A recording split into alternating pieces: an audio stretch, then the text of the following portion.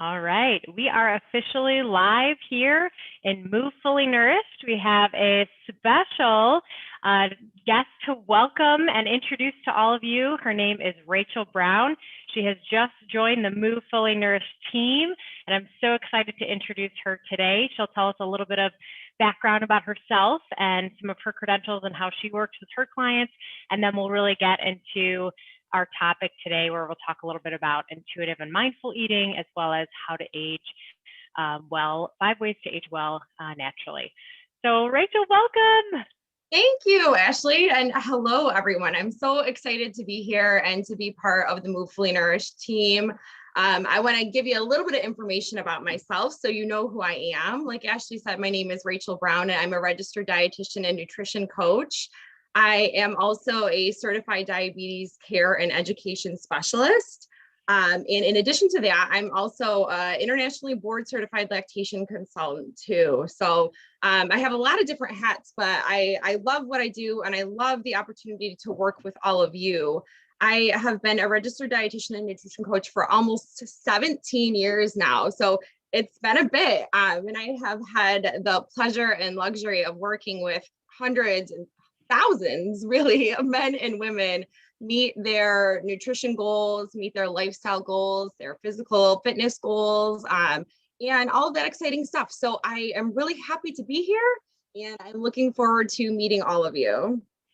Awesome, fantastic. And when you got your diabetes, how long ago was that when you got your diabetes So I got the certification 2 years ago, but I have been working with diabetic patients since the start of my career. So the certification is now official, but yes, I have been helping diabetic patients control their medication, their diet, their movement, a lot of ways to kind of keep that chronic condition well controlled, because we know that is something that progresses over time. So that's something that I want to help work with you to individualize a plan to stop it in its tracks, so we can control it exactly where it's at and you can live your best life. Awesome. So important. And we have a lot of people who come to Move Fully Nourished who are looking to really get off medications, really, again, like you said, Yes. live your best life, live your fullest, and be able to do the things that you want to do and not be contained or restricted by medications that you have to, refrigerate or have at home, where you can't travel or experience life, being outside. Maybe you like to hike, maybe you like to go on adventures, but again, it just makes it that much more difficult. So getting you off of those things by really using food as medicine, movement as medicine, and a way to really help you again live life without containment. So very exciting. Now tell us a little bit more about your lactation consultants. Yes, so I have held that certification for almost 10 years now. I am a mother of 2. I have a 6-year-old daughter and an 8-year-old son, and I nursed both of my children. So it was something that I was passionate about as well. So I decided to dive in and get that new certification. I love working with new moms to try and figure out the best ways to feed their children and the best ways to feed themselves as they are trying to navigate the world of breastfeeding.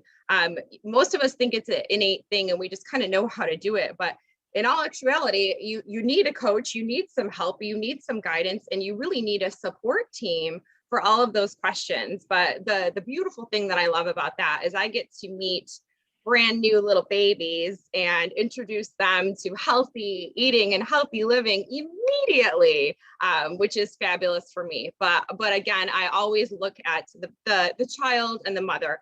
Both of them are my clients. Both of them carry huge value for as we try to connect that dyad between mom and baby.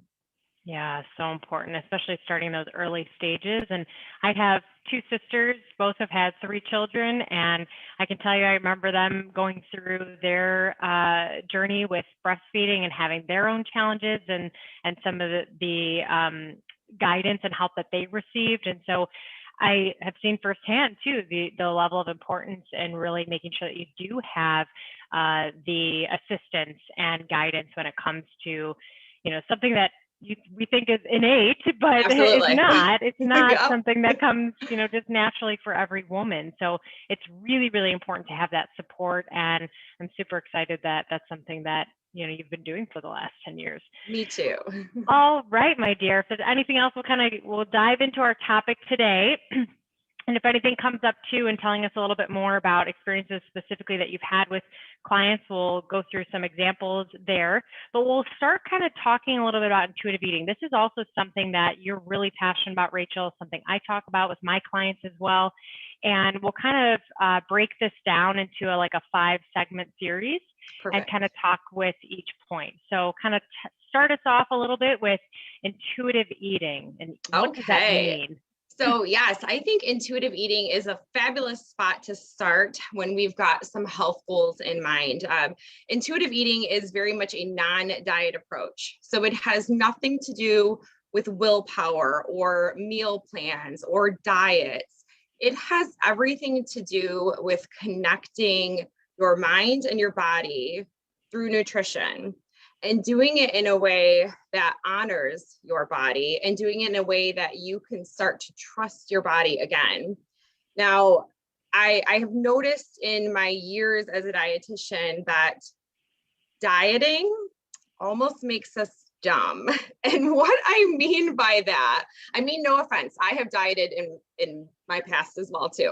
But what I mean by that is that we lose that ability to trust ourselves.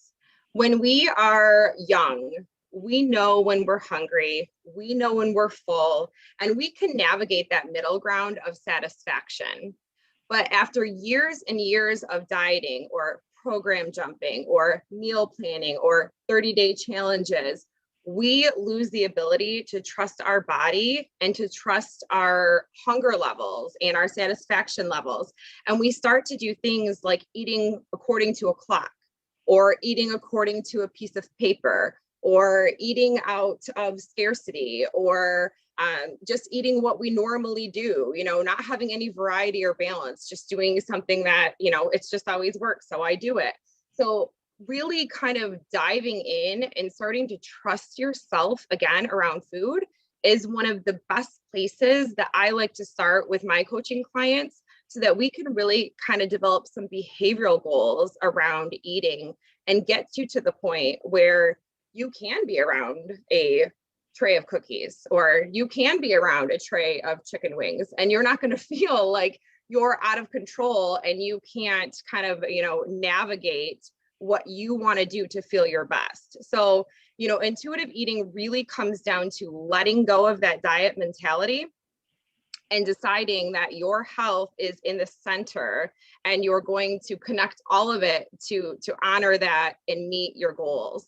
And I do get plenty of men and women that ask me, well, can I still lose body fat if I eat intuitively? That's a question I get all the time. And the answer is yes, you absolutely still can. And the reason behind that is because intuitive eating is something that is really preferable for you, preferable in a way that you're eating the things that you like, you're eating the things that you enjoy. It's convenient for you, it's sustainable for you. Because it's so individualized to you, it will help you meet those health goals, whether they're fat loss or coming off medication, or having more energy, or sleeping better, or reducing stress, or being there for your kids or your grandchildren. This lifestyle, this level of eating will allow you to accomplish those goals.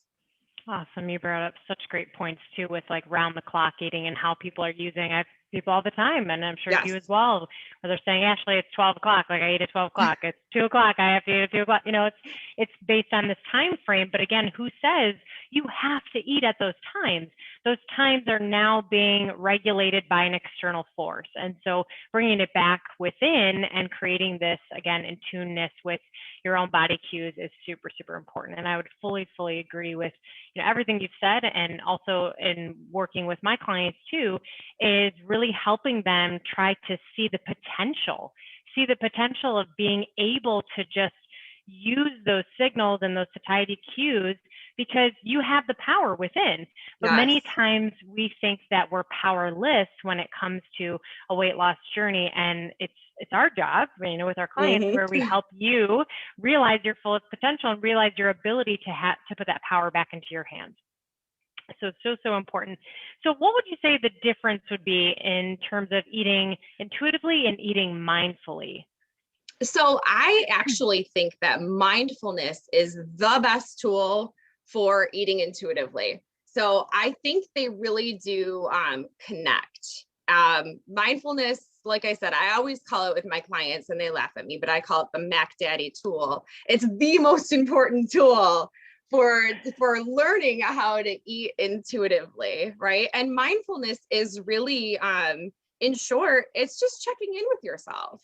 It's pausing, it's taking that time to kind of really recognize and look at all of those five senses when it comes to meals. So it sounds a little silly, but looking at your food, smelling your food, touching your food, tasting your food, even listening to your food, really slowing down. And I and you actually work with so many people who lead a busy lifestyle. And I understand that we are busy women too. But what we've got to kind of do is slow down and allow our meals to be our meals and our work to be our work.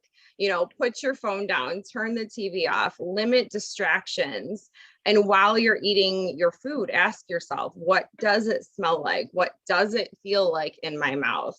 Is it warm? Is it cold? And I know it sounds a little silly to begin with, but once you start practicing it, it just becomes very natural and you will do it automated. In the beginning, you do have to practice and kind of get a little silly with yourself, but you'll get more comfortable at it as time progresses. I once had a group where we took raisins and almonds, depending upon if they had nut Yes. allergies. And so we did the whole thing with the raisins, the almonds, smell it, bite it, take one little bite, roll it around in your tongue. And you discover other things that the people in that, when we were practicing, they said, wow, I didn't realize almonds tasted so sweet, or raisins had such a wrinkly texture on my tongue. And so really noticing those things not only allows you to really, again, going back to the tuning in, but really helps you to learn a little bit more about what satisfies your palate, and then understand on a deeper level what level of food or what a portion of food is enough for you. Because maybe right now you're eating, like you mentioned, Rachel, distracted with your phone, with your computer, working and eating at the same time. And you don't actually know when you hit that satisfaction point. But you're eating because the plate says there's more. And because what there is on your plate is the portion that maybe you've always portioned out for yourself or someone else has for you. I can't tell you how many adults, and you probably too, Rachel, have had clients saying, well, I just have to finish everything on my plate. Like when I was a kid, my mom portioned everything out and this is what she gave me. And I was a good boy or good girl if I was able to finish everything on my plate. You are an adult now. You are in control. You can portion out your plate, but you have to first become in tune with your hunger and then sit mindfully with the amount of food you have on your plate to really determine if that portion is truly what you need. Absolutely. And I think sometimes, like you said, we get a little anchored in those thoughts, in those habits that developed when we were younger, and they're not always the best habits for us to continue on into adulthood. So we've got to kind of take a couple of steps back and really evaluate that too. What is telling us that we have to finish this meal? What is telling us that we need to go back for a second or a third portion? And another thing I like to talk to my clients about is kind of just because we all like to track stuff, and I understand that, I do too. But I like to talk about a scale being from, say, a deprivation to a satisfied scale. And again, kind of finding the right spot to be, because we don't want to go into meals feeling deprived, starving, restricted. That doesn't feel good. That's not satisfying for our bodies. But we don't want to be stuffed and uncomfortable and feel like we have to sit down after meals or take a nap after meals. That's not satisfying to our bodies either. So we really have to kind of find the middle ground of where is my level of satisfaction? What quantity of food will keep me satisfied? What types of food will keep me satisfied? How should I eat that food that will keep me satisfied? So there's a lot of factors to mindfulness, obviously, but again, it is a huge component in really kind of learning how to eat for the rest of your life. Yeah. So one more thing in this specific category that I'd like to ask you, Rachel, and just get your opinion on, because often I hear when people are coming in, again, they just feel like so out of control with their eating patterns, and maybe again have gone through the yo-yo dieting cycle for years and years and years. And when they're trying to learn that, they oftentimes I'll hear, I have no idea when I'm hungry. I have no idea when I'm satisfied.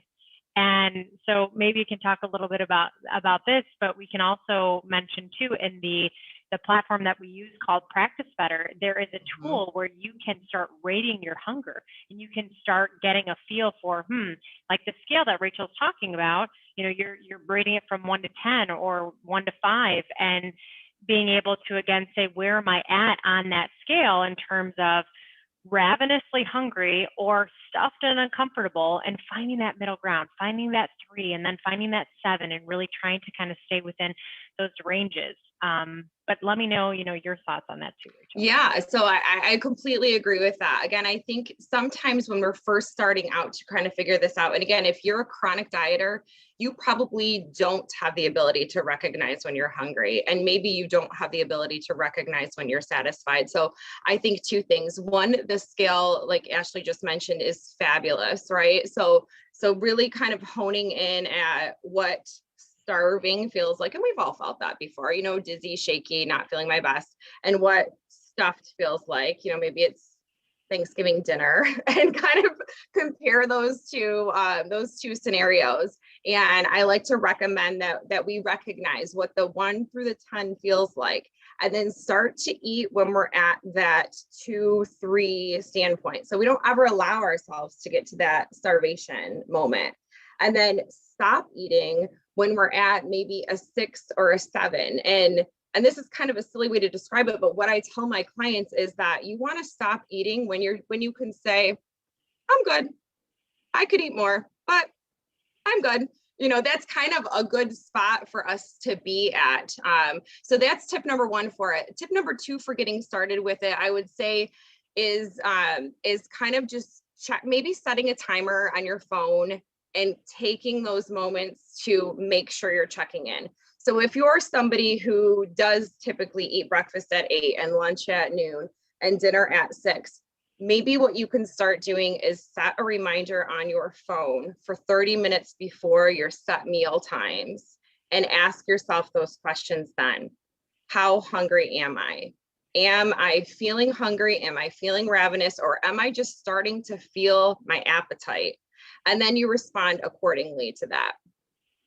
Yeah, so crucial and important to practice that, because it's not going to at first feel like it's going to come naturally. It's going to take time. So having something external, like a reminder on your phone, an alarm that goes off, or something to again remind you to do those check-in questions, really helps you start to understand when that hunger is true hunger, instead of just emotional hunger or timed hunger, based on those concepts. So now we want to move towards honoring your body with movement, and really what does movement do for us, and how does that help tie into the nutrition component? Absolutely. So the reason why I like to address this as honoring your body with movement is because we all have a different way we like to move our body, or a different form of exercise that feels good for us. And I think oftentimes I see clients who decide to start exercising because they want to increase their caloric burn. And while I see that and I recognize that and I applaud you for that, I think there are other avenues that we should look at exercise for instead. I think when we look at exercise as merely a way to burn calories, it becomes a chore. It becomes something that we have to do, that we dread doing, rather than something that we say, this is amazing that I get to get up and move my body every day. this is amazing that, my biceps can curl this weight, or my knees can handle this bending in the squats. I think it's something that we should say, how lucky am I that I get to do this every day? And the benefits behind exercise for me, and I know you know this too, Ashley, and would preach this to all your clients, they go far beyond weight loss and calorie burn, right? They're preventing muscle loss, they're increasing bone density, they are reducing risks for chronic diseases, they're improving sleep habits, improving energy, improving confidence, speeding up your metabolism. I mean, we could go on and on about all the benefits of exercise. But I think it comes down to finding something that you really enjoy, right? The way we stay consistent is when we find movement that we like, that honors our body, that honors our goals. Yeah, such a good point, because like then it doesn't feel as if it's that chore that you said before. Right. It's like I have to do this. I get to do this. I get to move my body. I love using that phraseology too. And also, even just a couple examples, we've been having this challenge in our group, in our Move Fully Nourished private Facebook group.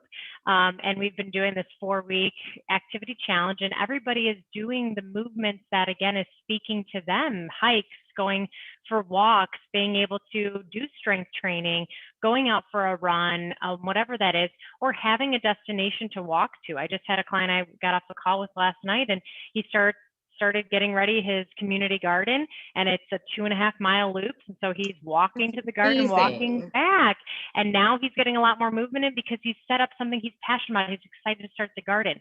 So using those tools, something that interests you, something that excites you, something that brings you joy, and use that as a target. It's starting to get nicer out. We're starting to get, the spring weather upon us. And so it's really exciting to now be able to get outside more and do those things. Over the summer last year, for those of you who know what a TRX is, a TRX resistance trainer, took my TRX to the park, and I had clients meet me there, and we did TRX exercises at the park, and just make it fun. It makes you feel like a kid again. And that's the whole Yes, point, is really enjoying the movement in that way, or doing, again, the things that help bring you that joy and excite you. absolutely. So the next one we want to talk about, so how do we age naturally? How do we keep this youthful theme going, right? Is Yes. making your mental health a priority. And I often talk about this a lot with my clients. And so I'm super eager to hear a little bit more about your take on this and how you address mental health with your clients. Yes. And I know I have heard you, Ashley, say before that your brain is your most powerful muscle, right? So I completely agree with that. I think kind of checking in with our thought patterns is very important as we progress into a total picture of health. Catching yourself in negative thoughts and trying to reframe those thoughts. One example I can think of is, coming back to the exercise of saying, I'm scared to work out, or I'm scared to lift weights. I've never done that before. I'm intimidated to go to the gym. So if we can catch ourselves in a negative thought loop like that, completely reframe it and turn it around to a positive one that is, I get to go do this. I get to learn a new skill. I get to develop a new area that I've never been able to develop before. And now I get to share it with my friends and my family. So just really taking a moment to catch ourselves in that negative thinking and try to loop it back around to a positive, more abundance mindset is going to be so beneficial for us as we travel through this health journey together, because we all know that positive thinking truly does promote mental and physical health. So it is of the utmost importance when we are trying to make changes in our lifestyle. Yeah, I like the example that you used with movement again, and going back to that fear. I often have clients who come to me too who are like, I've never done this before. And so what we want to first start doing is even start getting your feet wet. It's like you're taking that one baby step, right? And being able to just start moving your body, just start walking. Then from there, maybe it is going up a hill, and then you're increasing your incline. And then from there, it is meeting with a personal trainer and starting to learn a little bit more about the techniques. When you have someone who is guiding you, who's showing you proper form, you have the ability then to do it in a safe environment Yes. where you feel like you have that support and guidance. but then also, because sometimes in doing it on yourself, like you said, can be intimidating. And the whole point is to make you feel comfortable and confident. So if you're someone, again, who is in that scenario where you are fearful to start a plan, hire an accountability buddy, hire a personal trainer Yes, and someone to help you navigate through understanding how to move your body in a way that's safe so you don't get injured, so you can continue to move your body in a way that feels good. absolutely. And with that as well, when we're looking at mental health and kind of going back to how this ties into mindfulness and intuitiveness, this is also a really large component about it. If you're constantly thinking negative thoughts to yourself, I just did a talk last week on if you were to personify the thoughts that were in your head and create a person and they were your friend next to you, how long would you actually be friends with that Yes. person, right? How I long loved would that you talk. If you guys haven't seen it yet, you should check it out. how long would you actually, want that person to be around? And so you have to truly ask yourself this. If you're to take those thoughts and hear them out loud, how do they sound? Are they mostly negative thoughts? Are you constantly wearing yourself down? And that will be lead to an even greater barrier when it comes to really trying to change your healthy habits when it comes to mindful and intuitiveness. Because if your thoughts are clouded with negativity, it makes it very difficult to be intuitive and listen mindfully to what's going on within and around you. It absolutely does. You're absolutely right. And I think another area too, with that is that when we do want to take on some new goals and we want to start to accomplish these things in our lives, a lot of times I'll see clients say, well, maybe I don't have time for that, or I don't have the ability for that. And something I always want to direct people back to is that when we start with those limiting thoughts to begin with, we're laying the path for what our outcomes will be. When we start with those full abundance mindset approach, we are then laying the path for what we can accomplish, right? So I think that is just a key for success. Oh, I love how you said that too, with if you're automatically already laying that foundation. So let's say instead of having the mindset of, oh, I don't have time for this, I can't, I've got way too much going on, say, how can I? How Yes. can I make time for this? What am I doing in my life right now that may be what I call like time suckers that are stealing away, your time, and maybe is a great space to offer you a way to work towards your goals. And again, it doesn't have to be 100%. If you think about it as just like a 1% every single day, that 1% is going to add up throughout the course of a year. So if you are now of the mindset that I can do 1% a day, for example, let's say, give the example of reading a book. Let's say you want to learn more, you want to become more well-educated, and you really want to learn about a self-help book or something like that. If you read 1 page a day and the book is 200 pages, you're done by day 200. And maybe you might read 2 on some days and it'd be sooner. But that's more than if it was 0, right? Exactly. More than if it was 0. So think about that. Every little bit counts towards the healthier you, and every little step, it matters. So let's go to our 5th section now, and choosing a health partner or a team. Yes. So again, I think this is another key component to living our best life, to staying young, to staying healthy, is having a team or a support system that is going to be with you through every single step. Personally, I have 2 workout buddies that I always meet at the gym. And the reason I am so successful with going to the gym is because I know I have people to meet me there. I've got people there that are going to help hold me accountable, that if I don't show up, I'm going to get a text message that says, "Where were you, Rachel?" So just having that level of accountability, and maybe it's a sibling, maybe it's a spouse, maybe it's a friend, maybe it's somebody that you can just kind of connect with to let them know, hey, I'm trying to make some of these healthy changes in my life, and I'm going to tell you about them so that you can help to hold me accountable for them.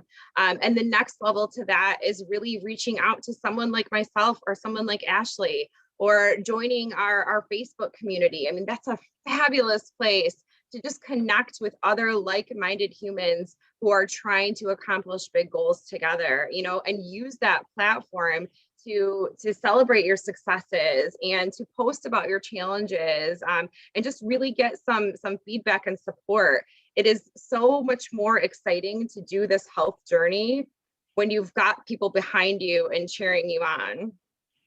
Exactly. Yeah. I love how you brought up to the Move Fully Nourished group. And this is really a community of support for ambitious adults who are active or wanting to get active and wanting to create that stress less, worry-free, sustainable fat loss, but also really to, again, bring back to enjoying life again, enjoying life in your body, your one home that you have to live in.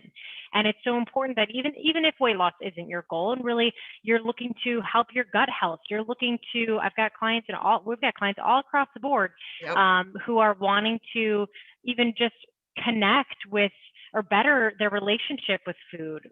So we're looking at those who, again, want to manage their weight, better their health, get off their medications, improve their relationship with food, be able to get moving again. You've got all these different people who are coming together, but they have one thing in mind, one thing that is a common denominator here, and that is to move fully nourished. Yes. Right?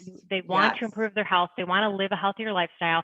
They want to be able to move their body, be able to move their body no matter what age they're at, keep up with their grandkids, keep up with your own kids, or just live the life of your dreams and doing the activities you enjoy most. And fully is keeping that positivity from within and really finding your absolute joy. And then, of course, nourishment is being able to do it in a way that fuels your body best, that makes you feel fantastic, and that just brings you energy and creates a life worth living. So love hearing all of your tips today, Rachel. This has Thank been you. Great.